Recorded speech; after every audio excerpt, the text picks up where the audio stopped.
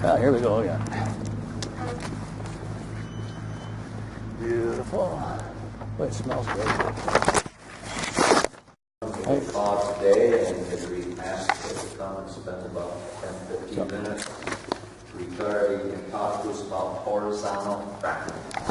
So, Thanks. A dangerous predicament that is happening, it could happen in the Ravenna Township if you don't do anything about it. I mean, last time I was out here, we told you about the horrors of the new jail, and we couldn't get the county to pay any attention to that. Hopefully we're going to try to get the state and people in the surrounding area here to get up in arms about horizontal fracking. Now normally when you drill for oil, you just go straight down, get your oil, pull it back up, and everything's fine. Well, horizontal fracking, you go all the way down, then you go L-shaped. And when they have to go ahead and go L-shaped, they have to cause so much problems in the inner earth by exploding the geology in the inner earth that it screws up your water supply. So when you go ahead and turn on your faucet, it could come out brown, or if you have a match handy and you want to light it, your water will light on fire from the methane gas that's coming through the pipe. So anybody that's a farmer should be really, really concerned about this, because your crops aren't going to get watered, because the water level is going to go all the way down, because they use hundreds of millions of gallons to go ahead and do one horizontal well. And it's just too dangerous to even contemplate. It's something that once you trash your water supply, it's irreversible. It's not coming back. Now their answer is going to be, well, okay, we trashed it, but we'll bring in city water. Well, you're going to bring in city water way out here. I don't know how much that's going to cost to do, but all that water comes from the water supply, and you've already trashed that, so now how are you going to clean that up in addition to what you have to do to keep it clean now, just to get city water? And the whole thing is all about money. They make a lot of money doing this. Somebody from the DEQ told me that for the cost of, I think he said it would cost them as much to do, they get more oil out of one or two horizontally fracked wells than they do out of about a dozen or so normal wells. So that tells me right there, what's it cost to drill one oil well? So all this for them is dollars and cents. And they got this whole thing all set up where they try to sneak in your community. They got this thing all regulated to where when I spoke to a municipal township attorney, he said, well, you know what, there's not much you can do about it before, but after the damage is done, then we get to go after them. Well, I don't like the idea of the damage being done. I'm the type of guy that I know damage is coming and I want to stop it beforehand. So what can you do? Well, you can pass ordinances saying these trucks can't come down our roads. They're too heavy. And can your fire department respond in time if there's a sulfur explosion because of it? Because they use all sorts of different chemicals to go ahead and get the stuff out of the ground. And they don't have to tell you what kind of chemicals they are. They're that dangerous. So it's a real serious problem. And there's a farmer in Ravenna that, I believe his name is Ed Schultz. He's going to set up an informational meeting on May 29th, Wednesday, 7 p.m. at the Ravenna Fire Barn. What's the date on that again? May 29th at 7 p.m. Wednesday at the Ravenna Fire Barn. We hope that anybody from here would like to go, I'd appreciate seeing you out there, because we've got to get this stuff has to be stopped. 7 p.m. Yeah, the DEQ is not our friends. They're in the pocket of the oil and gas industry. They're not going to do us any favors. These oil companies come out here and they present this thing like it's going to be a great big boom to the whole area. Well, okay, let's say it is for a year or two. Well, what happens once the water supply is trashed? You're going to have a ghost town out here. We just left the village of Casnovia, one of the most pleasant villages I've ever been to. Imagine that being a ghost town, because nobody can live there because there's no water there. Imagine all of a sudden when you look out here, instead of seeing green, you see nothing but brown because there's not enough water to water the crops. This is a really, really dangerous thing. There's safe ways to get oil out of the ground. There's safe ways to drill for it. We've done it here in Michigan for decades. There's no reason to go ahead and start with horizontal fracking and go ahead with the risks it can take to the environment. They're all negative. So, thank you. Do you know if there's any wells that are going to be drilled in the county or the area? There's one up around Silver Lake. Isn't there something, at least talked about in the Ravenna? That's the one, Swanson Pickles. Right off the end of Squires Road on Harrisburg. Yeah, that's the area. They're gonna come in and drill a well there? They're trying to do that. Yeah. That's the one. That's the one we're worried about. And the one in, believe it or not, the one they have around Silver Lake, it goes straight down and then it goes northwest right to Lake Michigan. Now that scares me. That really scares me. I don't Right like in it. Lake Michigan? Yeah, the way the angle goes. Under it. So it's, this stuff isn't safe. It's dangerous, and it's up to us, the people, to stop it. They've worked for years to try to get this under the table. Kind of like they come in under the table, they sneak everything in at night, they get all the legislation passed to benefit them, and then we wake up, we're like, how'd this get in here? Who passed this bill? Why'd they do this? They know if they were upfront about it with the people, they'd be driven out of town on a rail. So that's why they have to do it this way. Anytime they sneak something through in the middle of the night, and they don't have open public discussion on debate on it, you know it's not good for you. Something's not good. See, when they come in and lease your property, other way straight south, if they came in and tried to, guy pulls in, he's got the paper all set for you to sign so much an acre. Yep. But we're not gonna drill on your property, we're going underneath it from somewhere else. Yep. And that, they really don't explain anything to you. No. But if you don't sign, I'll tell you what, it's amazing the calls you get from them. Yep. Leaving messages, are you gonna sign, are you gonna sign, Yeah. Here's the check, like $1.25. Oh, yeah. It's, Yep. yeah. It's a real low amount. Of course, you get a percentage of the royalties afterwards, if there are. But But then how do you prove that came from underneath your place? Well, they're not going to tell you. That's what I mean. They don't, unless you drilled it on my property, Right. and I can see a drill on my property, but I know it came from my property. Do I get a check? No, you don't get a check. The That was guy a owns question. it. That was a question I asked the guy. I said, Yeah. how am I gonna know if you took that from underneath? Right. Yeah. Yeah. That's it. So if the royalty's like 12-14%, they might have to split that up amongst how many people from around, land. They live next to me, and you got 300 acres, and I've got 50 or 60 or whatever it is, and, I know. Yeah. But it was pretty high pressure. They was That's all. paying. They stopped by. They was paying $50, $60, $100 an acre to sign up. Yeah. Yep, that's it. And one side, they sign this paper, and it's like, wait a minute, this isn't a paper, it's a 20-page contract. It's in small print, it's all single space. Can I read it first?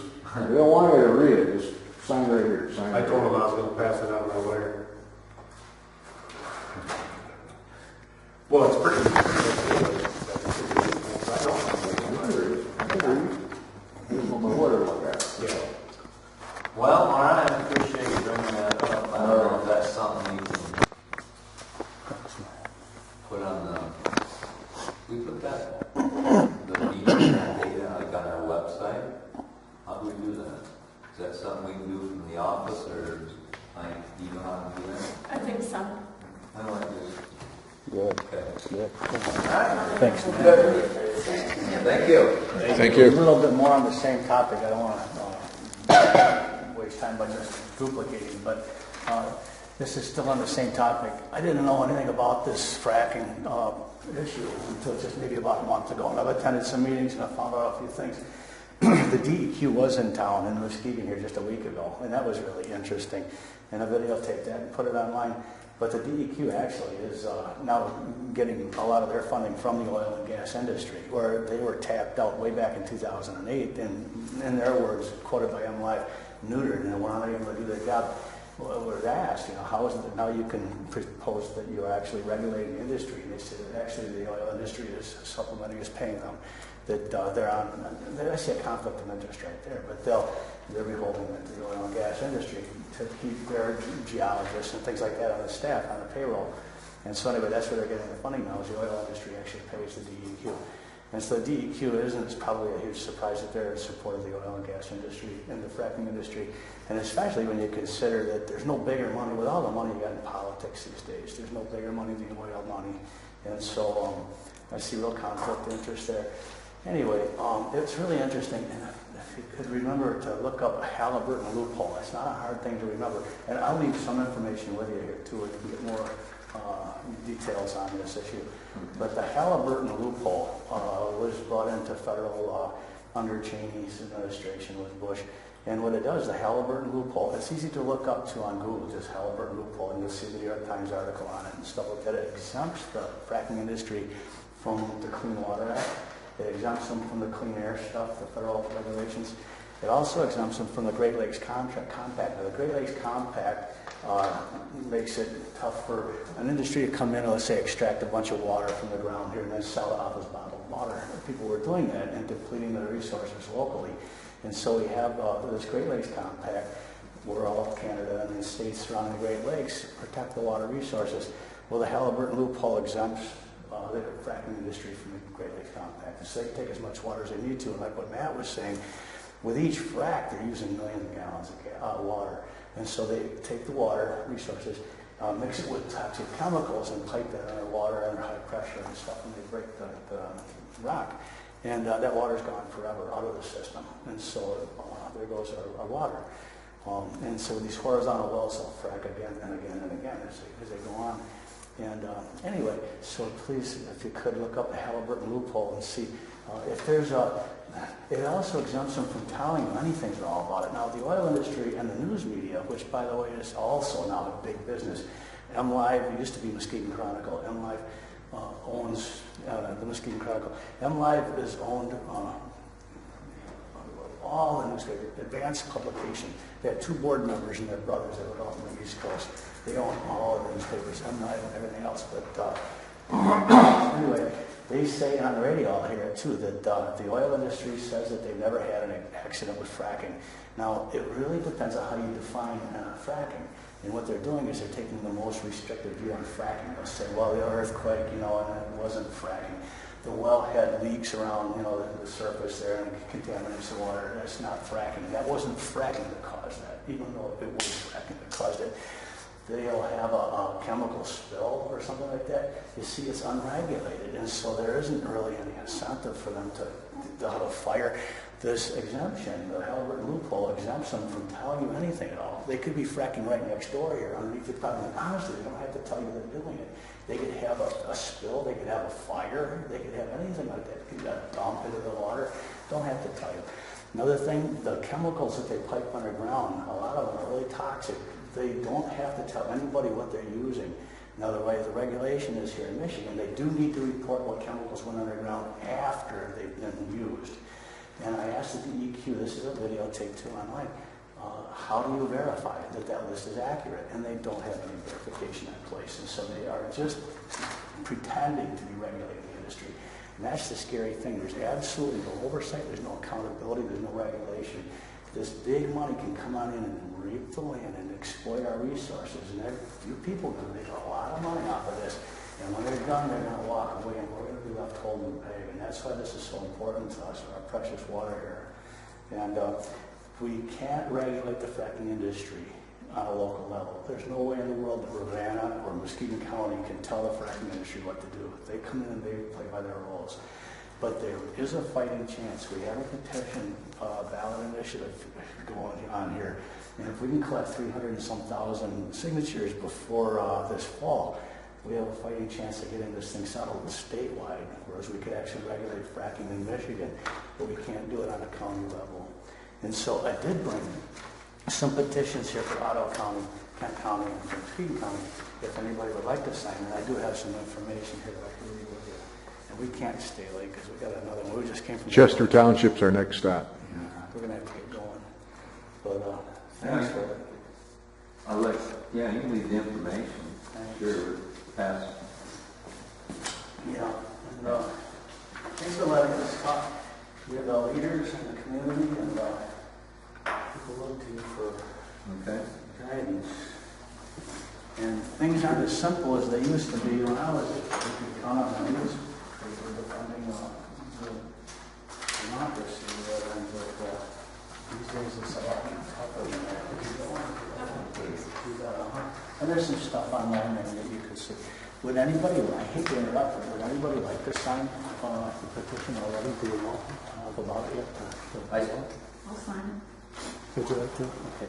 And you're, did you say don't or do? We can sign it online. No. Well, what's that? To volunteer or sign the petition against fracking, go to the website. That's if you want to help pass them out. Oh, okay. Yeah. Muskegon or?